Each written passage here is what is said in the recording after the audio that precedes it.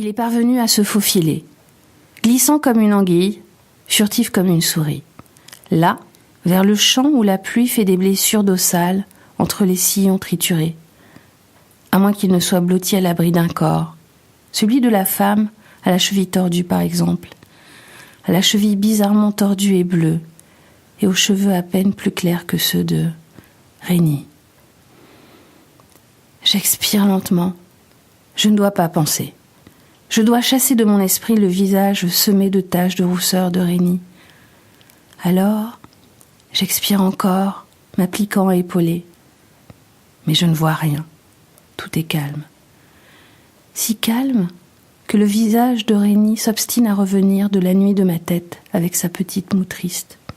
Si calme que mes oreilles se mettent à vibrer.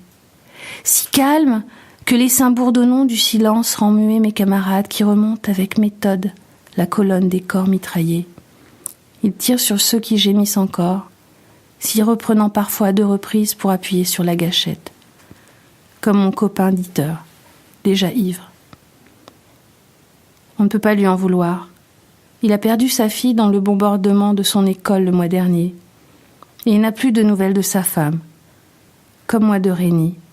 À peine mariée, aimée, institutrice dans les ruines. Mais Berlin tient et tiendra toujours. La radio le gueule à longueur de soirée, et on se le répète à grands coups de torboyau et de bourrade dans le dos. On se le répète, ou on le prie une fois seul, dans l'intestin convulsé de la nuit, les doigts crispés à s'en faire craquer la peau et les os. Le bourdonnement se dissipe.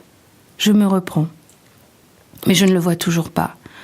À moins que ce ne soit là-bas, cette esquisse ridicule sous la pluie diffuse, ce feu follet brumeux dans la boue affolée. Je pointe mon arme indécise. Foutue pluie! Pas un temps à mettre un papillon dehors. Je me retourne.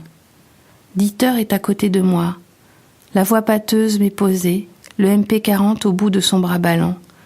Tu savais, toi, que les petits youths dessinaient plein de papillons sur le bois des bas-flancs, plein de papillons avant de partir en fumée ou de s'envoler. Une balle à pfft. Il pointe son index sur mon front, juste sous la visière du casque.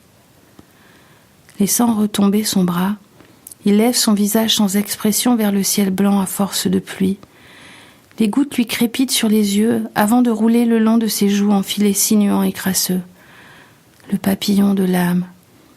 Il y en a qui disent, qui dessinent leur liberté comme ça, avec des ailes qui permettent de franchir les murs et les barbelés. Mais tout ça, c'est des foutaises, c'est juste leur âme qui dessine, elle seule pourra voler. Je baisse lentement mon arme.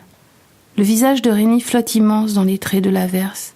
À l'extrémité du champ, le gosse n'est plus qu'un point illusoire.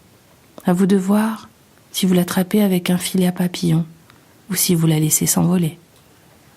Un tremblement d'Atropos de 20